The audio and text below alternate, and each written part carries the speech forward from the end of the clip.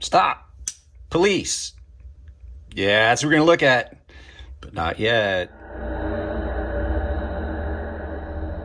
If you guys have watched the channel very long, you know that I have a long history of kind of like crapping on Spyderco knives. Now, older Spyderco knives, that's a different story. And I am a big fan of several of their models, including this one, and I've always loved their stainless steel knives. So this is the Spyderco Police model, and this is the C07P trademark plain edge. That's another thing. I don't see how they trademarked the name plain edge, but it is a straight edged, non-serrated knife in stainless steel and VG tint. Now, I will tell you guys, you're not getting an unboxing because, well, some of the meds I'm on causes confusion and lack of let's just put it this way. The new meds I'm on, there's 2 of them that cause some confusion and things like that. And I completely spaced even doing an unboxing when this came in.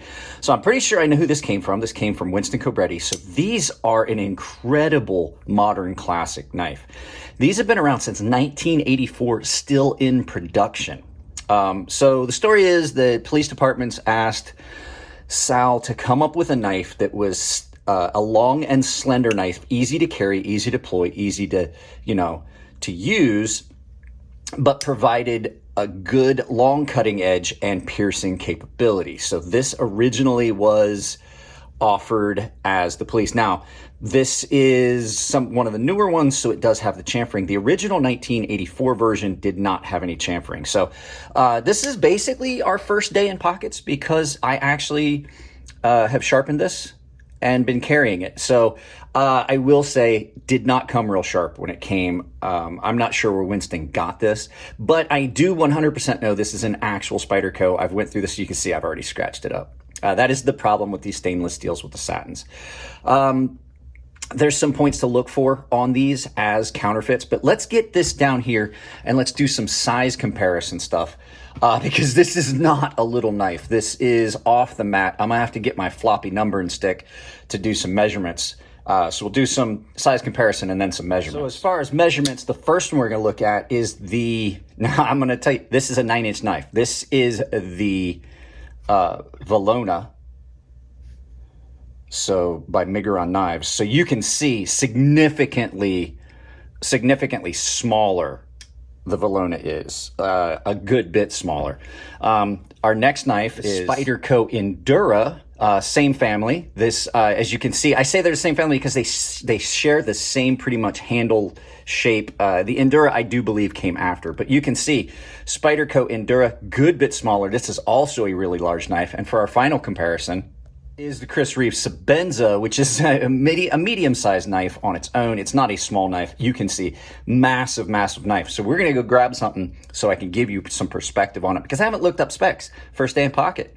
We're gonna take a look at the size of it overall. Guys, I hate to interrupt the video because I know we're having fun, but I do have to do the YouTuber thing and remind you that this channel is self-sponsored with all the affiliate links and stuff you see down below. Anything from knives, tools, EDC gear, and Blade HQ, anything, all the Amazon links, they all support the channel. It doesn't cost you anything at checkout. So I'll talk about that at the end of the video.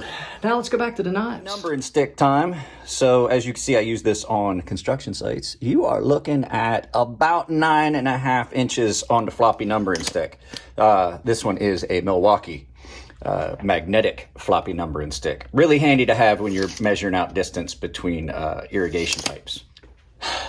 So I thought we would look at this knife overall and do some things. So you guys, I will say Spyderco brand is one of the most counterfeited, knocked off brands out there, and this knife in particular because it's been around so long. So this is the Spyderco Police. Let's move this. We'll save that for the second part. This is Spyderco Police C07P in stainless steel. Now, I love Spyderco stainless steel knives. They have got a different feel than their other knives, and they're done incredibly well. So for anybody that thinks I hate Spyderco knives, I don't. I used to love Spyderco knives. I have a problem with their price. So first blush, these are the things that you're going to look for quality that you would be indicative of Spyderco, especially on their stainless models. You cannot see really at all. Over time, you will. It's dirt and stuff will start to fill these tiny little gaps, but you can barely see at all any gap between the lock bar where it pops up and the actual scales. So that is really, really well done. These are press fit. There is no hardware except for the pocket clip. The blade on this is a massive blade done in VG10 steel in the Seki City plant. This is a long, slender blade. It does cut well because it's hollow ground. Now, I've handled these before and I've done videos on these before, but this one is mine. The ones I've done before were either half serrated or fully serrated. This one is mine. It was sent to me directly. I know who sent this. It's Winston Cabretti, even though I haven't verified with him because we talked about this specific knife on the phone and he was trying to find some. I just didn't know he was getting one for me. As always with their stainless, they come with a beautiful satin. Now I can duplicate this satin. It's easy without taking it apart. I just have to take the pocket clip off and I can restand the flats. I do know how to do that. It's not a service I offer for everyone, but I would do this for mine if I cared about the little snail trails and stuff that are on it. Spyderco typically does provide you with multiple points of carry, and I would say, out of character for me, this knife has a justification for carry tip down, which I'm typically not a fan of. I won't carry it, but it does have a justification because this knife, you can reach into your pocket, grab the Spidey hole, and flick it open with your wrist by pinching the Spidey hole and allowing it to drop by flicking your wrist. That is a very good, it does make a good case for itself to be carried tip down. I just don't find the pocket clip up there to be comfortable. And for the day-to-day carry use, I'm going to use it for. I don't need to put that in my hand like that. Action on it is nice and smooth. They always are. It is a back lock, which is an underrated lock in my opinion. And it does have the Boyd dent or Boyle dent. I can't remember which they call it. I'll make sure that I know that before I do the full review. And it's been fairly softened on those edges here where you're going to have your thumb on it. And so like all the points and stuff where you're seeing it married up beautifully, like if you're getting an honest to goodness Spyderco, that's what you should be looking for, is stuff like that. So now we're going to get into some, the blade itself. Beautiful blade. It sharpened up really well. I only took about 1,000 grit, which is a good grit for VG10. Taking VG10 much higher, but you can see typical of Spyderco, there is a low spot there and there was a slight misgrind on the tip on this side. It's always, always, always the show scale side that they screw that up. This one, not a problem. Nice and even. Show scale, there you go. So that's another thing you might want to look for if you're looking for an actual Spyderco.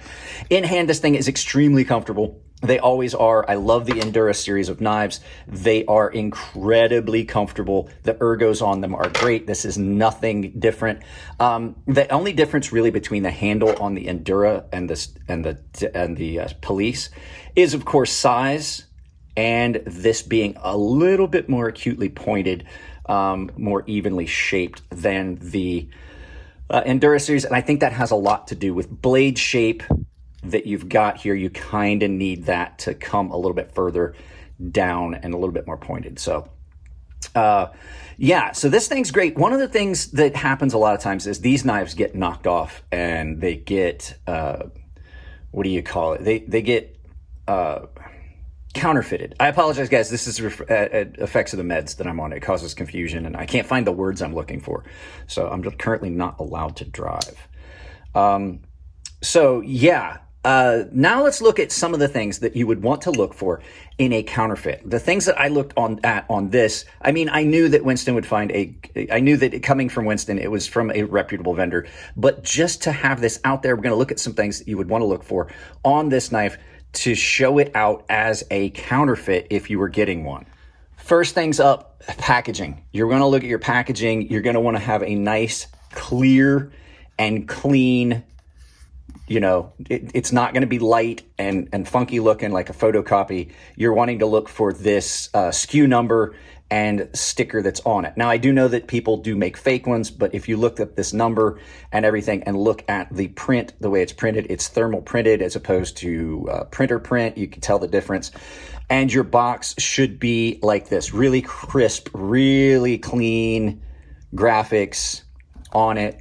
Not, you know, it should be this really high gloss like this and not have any issues where it just looks hinky and fake. So your packaging comes, I don't think that I know they don't. They don't include the packet anymore with all the information about their other brands of knives and stuff like they used to. But that's the packaging you should look for. Now, on the knife itself, there's a handful of hallmarks that you're going to look for that are typically on the counterfeits. First of all, this being just laser scribed on and hard to see is one of the things you want to look for. And you don't want this bug, the spider, you don't want it to be round. You want it to be kind of an oval shape, okay? And then on all your markings, they should be really clean and crisp with the markings. You see here, you can see that Spyderco marking, same marking you have here. Don't pay attention to that right there. I cleaned up this hole here. It was a little sharp. But the front legs on the counterfeits, they can't ever get them right. Typically, these front legs look like they're closer than they are. They look like they're pointing in as opposed to pointing out. So you want to look at that on a logo. And then the darkness, see how dark the marking is on that? You want it to be nice and black. If it looks kind of like it was lasered on, but it looks like you can see the metal through it, you don't want, that's a hallmark of something that is going to be a counterfeit. Pocket clip shape is going to be another thing you look for. You want to make sure that you have the proper pocket clip shape. See how they're identical. And then screw heads, they should be a T6 button head with a nice round lip on them. I don't know why they don't look at these things. And then, like I mentioned before, any of the fit and finish things, if you've got like wide gaps in here, that's something. If this doesn't look, you can see how the dents are the same radius. They do it the same way every time. Those are all things that you're going to want to look for. And then here, the way that these letters are stamped in as opposed to lasered on if it came from the Seki City plant. Any of the knives I own that have ever come from the Seki City plant, same font, same stamping. It's all done the same way. If it's a Seki City knife and it's lasered on there, it's probably incorrect. And then just, you'll be able to tell from other things, like the way the lock interfaces, it should be nice and smooth. You can see how polished that is in there. And just the detail of work that goes into it. So that's what you should be looking for in a counterfeit one of these. These are a great, great knife, super comfortable, a lot of fun. I will be carrying this a lot, so you're going to get to see videos about it. I really have always wanted one of the police models. I just never could pull the trigger on one because they're expensive. They are expensive. And at the time, I didn't see this is not something that's a real practical knife. It doesn't it doesn't fit a lot of my every duty tasks things. This is one that is just something I would have wanted to put in a collection because it is, like I said, modern classic. This is one of the oldest continually produced models on the market from any company. Spyderco started doing these, I said 1984 was when the first models came out without the chamfered edges. And all the way up till today, they still make these knives. Now, there's been Gen 1s, Gen 2s, the Police 4. Nick Shabazz did a video about the Police 4 K390. I'm not a fan of those. I am a big fan of the original stainless steel version that came out. I'm a fan of all the Spyderco stainless steel versions. My first Endura was a Spyderco stainless steel. And like I said, they give you plenty of options. That is something that you have to really call out is if you're left-handed, right-handed, you like tip up, tip down, Spyderco's the way to go. They have got that pocket clip set so you can go anywhere. And this, a lot like an Access lock or some of your out the front switchblades, is 100% ambidextrous. So fun knife. I got to give a shout out to Winston Cabretti, paying member. He supported the channel so much. There's going to be a video of just in honor of Winston Cabretti. I'm going to do a video with all the knives that he has sent and given to the channel for support. So there you go, guys. That's it on this one. I'm really happy about this. Really love this. We got a little information. We did a little backstory on a knife. We looked at the knife itself and how to pick out counterfeits. So let's turn this around, do some final thoughts. So there you go, guys. The Spyderco Police in stainless steel. I do love this knife, and I like a lot of the Spyderco. Like I said, the Endura series, love them. Just not a fan of how much they're charging and some of the quality control stuff that I've been seeing lately. So guys, that's it on this one. If you like the videos, give them a thumbs up. If you don't like them, give them a thumbs down, but please try to tell me why. If you want to support the channel, it's as simple as like, share, subscribe, drop a comment, hit the bell icon. If you do hit the bell icon, make sure you get the notifications on your device turned on. sure you've got notifications turned on your device. You will not get notified of the pretty much 9 videos, 5 shorts, 3 live feeds, and other specialty things that I do if you're a paying member. Which leads me to the next thing. If you want to support the channel financially, there's a handful of ways you can do it. I just mentioned the memberships. I have a tier-based memberships down below in the description. If you join the membership, pick a tier that suits you best, but everyone saves $5 off my sharpening service. Everyone has access to my gilded server. Baseline and premium tier members get access to a giveaway that I do. They're automatically entered. And premium tier members have access to a sharpening tutorial series that I do. Other ways you can do it, I have a ton of affiliate links. I know I mentioned that midstream. Anything you purchase with the affiliate links directly supports the channel, doesn't cost you anything at checkout. And I have a merch store on Ember Shirt Co. I can save you 10% at checkout anywhere on Ember Shirt Co. with my coupon code CrazySharp, capital C, capital S. All one word, CrazySharp, saves you 10% at checkout. And if you send me pictures of you wearing my merchandise, I will put them in a video. Guys, that's it on this one. I love you all. Keep it clean in the comment section. If it's your birthday, happy birthday. And I will see you in the next video.